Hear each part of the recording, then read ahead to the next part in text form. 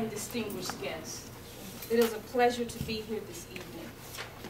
Toastmasters defines an icebreaker as a way to allow people to get to know who you are, to know just a little bit more about you, in an effort for them to be familiar with you, to become close. I believe that one of the best ways for you to become familiar with me is to know what I believe in.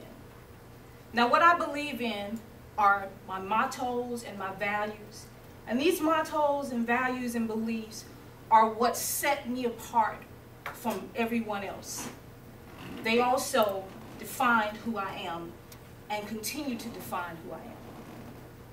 For instance, I could tell you that I went to the University of Alabama, where I had my undergraduate degree.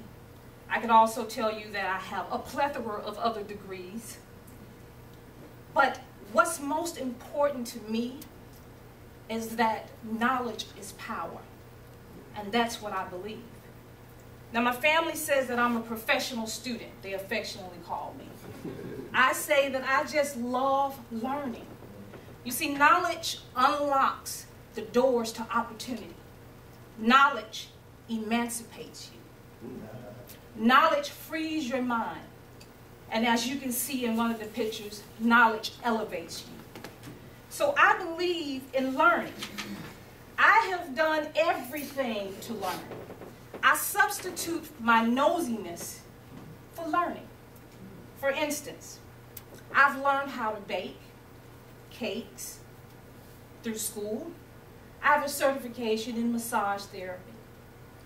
I know how to tile floors because I went to class for 3 weeks to learn how to tile floors. I know how to make jewelry because I took courses in making jewelry. I know how to do graphic design because it was something that interested me. One interesting story that I have to tell you is that I am from Birmingham, Alabama. I recently relocated here. And in Birmingham, Alabama, we have a lot of trees.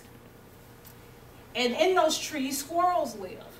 And so there's an infestation of squirrels, so to speak.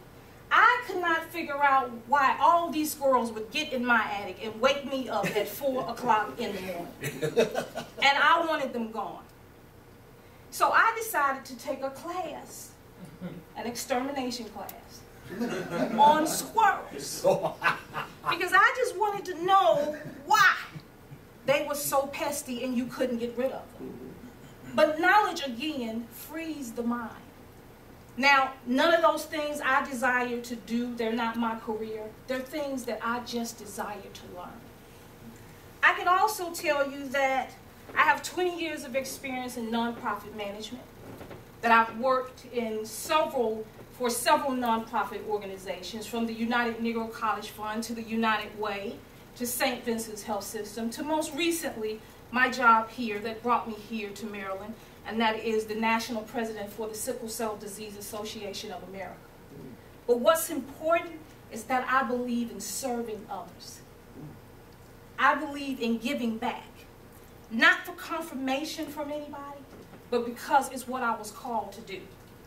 I knew when I was 11 years old that I was going to do something where I serve someone. My parents and my grandparents and everyone used to say, you will never be rich because you give so much of yourself. But you know what? I enjoy doing it. It's my God-given assignment. Now, I also believe in laughter. Most of my friends, and I know you may not believe this, call me crazy. Most of them say I miss my calling and that I should have been a comedian. But the truth of the matter is, I just believe in making people smile. Life is too short to be distressed and depressed and worried all the time. Life is about living. And if you could just laugh sometimes, you will find that it cures the soul. That's what laughter does.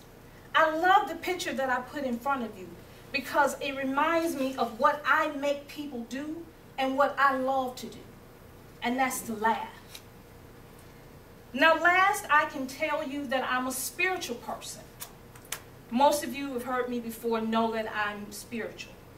I do believe in Jesus Christ as my Savior. I enjoy ministry and going to church. I enjoy all that. But what's most important is that I believe in walking by faith.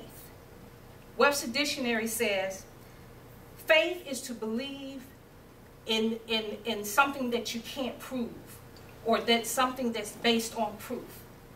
But the Bible tells me that faith is the substance of things hoped for and the evidence of things not seen. Now, whichever definition you choose to believe in, the fact is that faith is believing in something that you can't see or touch right now, but you know you can obtain it. So I believe in walking by faith. So allow me to introduce myself to you. I'm Sonja Lene Banks, a crazy, want to know it all, faith-walking servant of God and humanity. Thank you.